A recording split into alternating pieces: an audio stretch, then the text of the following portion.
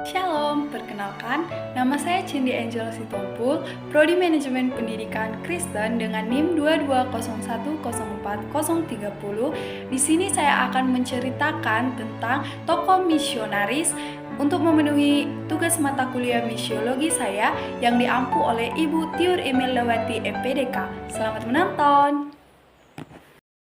Baik, sebelum saya menjelaskan tentang biografi tokoh misionaris, saya akan menjelaskan tentang apa pengertian daripada misionaris dan apa saja tujuan daripada misionaris.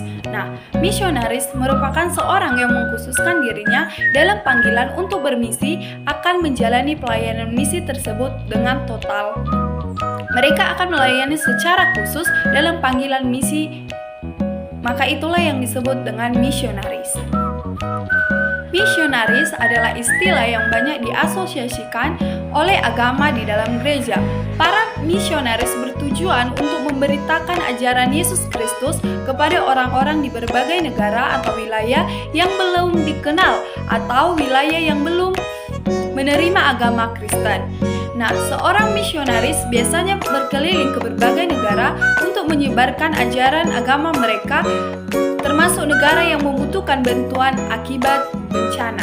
Dalam ajaran gereja, seorang misionaris diutus bukan untuk melakukan misinya sendiri, tetapi melakukan misi Kristus yang diteruskan oleh gereja kepadanya. Baik, saya akan menjelaskan tentang tokoh misionaris Henry Martyn. Nah, Henry Martyn lahir di Truro, Cornwall pada tanggal 18 Februari 1781. Ayahnya, John Martyn, adalah seorang kapten atau agen tambang di Great North. Saat masih kecil, dia dididik di sekolah tata bahasa Truro di bawah bimbingan Dr. Chandler dan dia masuk SD John College, Cambridge. Pada musim gugur tahun 1797, dia menjadi pendengar senior dan pemenang hadiah Smith pertama pada tahun 1801. Dan pada tahun 1802, dia terpilih sebagai rekan dari kampusnya. Dia bermaksud pergi ke bar, tetapi pada bulan Oktober 1802, dia memiliki kesempatan untuk mendengarkan Charles Simeon berbicara tentang kebaikan yang dilakukan di India oleh seorang misionaris, William Carey. Dan beberapa waktu setelah itu, dia membaca kehidupan David Brainerd, seorang misionaris kependudukan asli Amerika. Oleh karena itu, dia memutuskan untuk menjadi seorang misionaris. Pada tanggal 22 Oktober 1803, ia ditasbihkan oleh seorang diakon di Ely dan kemudian menjadi imam dan pejabat. Henry Martyn adalah seorang pendeta Anglikan untuk masyarakat India dan Persia. Henry Martyn ingin menawarkan jasanya kepada Crouch Missionary Society. Ketika bencana keuangan di Cornwall membuat dia dan saudara-saudaranya yang belum menikah kehilangan pendapatan yang tinggal ayah mereka untuk mereka, Martyn perlu mendapatkan penghasilan yang dapat menghidupi saudara-saudaranya yang berumur dan juga dirinya sendiri. Oleh karena itu, ia memperoleh pendeta di bawah British East India Company dan berangkat ke India pada tanggal 5 Juli 1805. Dalam perjalanannya ke timur, Henry Martyn kebetulan hadir pada penaklukan Inggris atau Tanjung Kolon pada tanggal 8 Januari 1806. Dia mengasbihkan hari itu merawat tentara yang bernafas dan merasa melihat ketakutan perang. Dia kemudian merasa bahwa sudah menjadi takdir Inggris untuk mengubah dunia, bukan menjajah dunia. Dia menulis dalam buku hariannya. Henry Martyn tiba di India pada bulan April 1806, di mana dia berkhotbah dan menyibukkan diri dalam studi linguistik.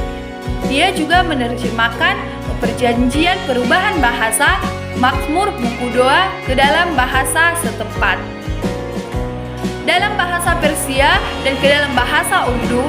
Dari India, Martyn berangkat dalam merevisi lembaran perjanjian baru versi Hindustan miliknya. Dia sekarang juga mampu menerjemahkan seluruh perjanjian baru ke dalam bahasa Urdu dan ke dalam bahasa Persia sebanyak 2 kali. Nah, Henry Martyn memiliki karya yaitu menerjemahkan Alkitab Persia, termasuk menerjemahkan Mazmur ke dalam bahasa Persia, Injil ke dalam bahasa Judeo-Persik, dan buku doa umum ke dalam bahasa Urdu. Namun meskipun kesehatannya buruk dan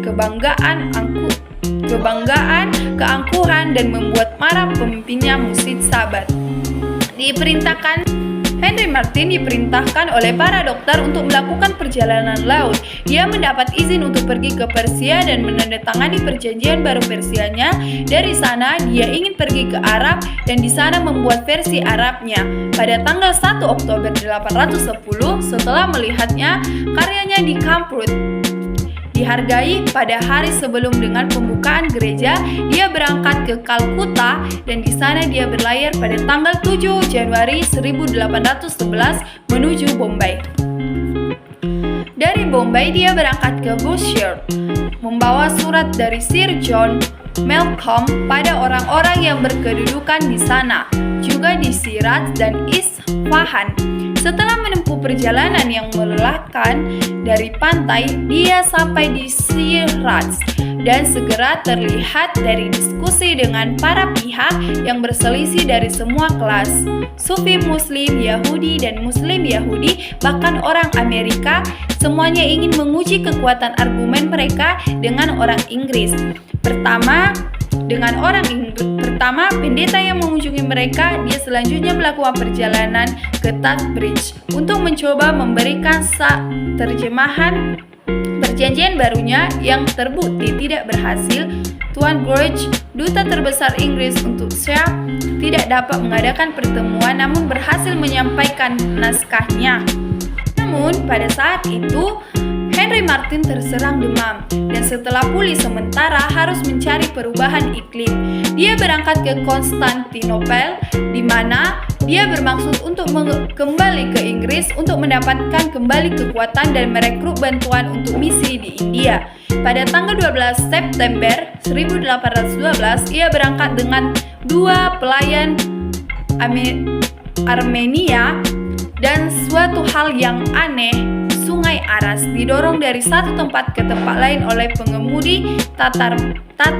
Mereka berkendara dari Tabriz ke Erivan.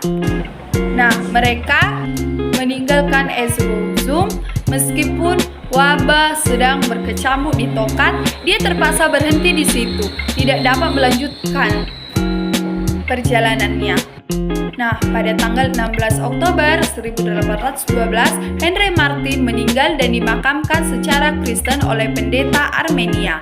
Dia terdengar berkata, "Biarkan aku terbakar demi Tuhan," sebuah indikasi semangat terhadap hal-hal yang bertumbuh dengan Tuhan.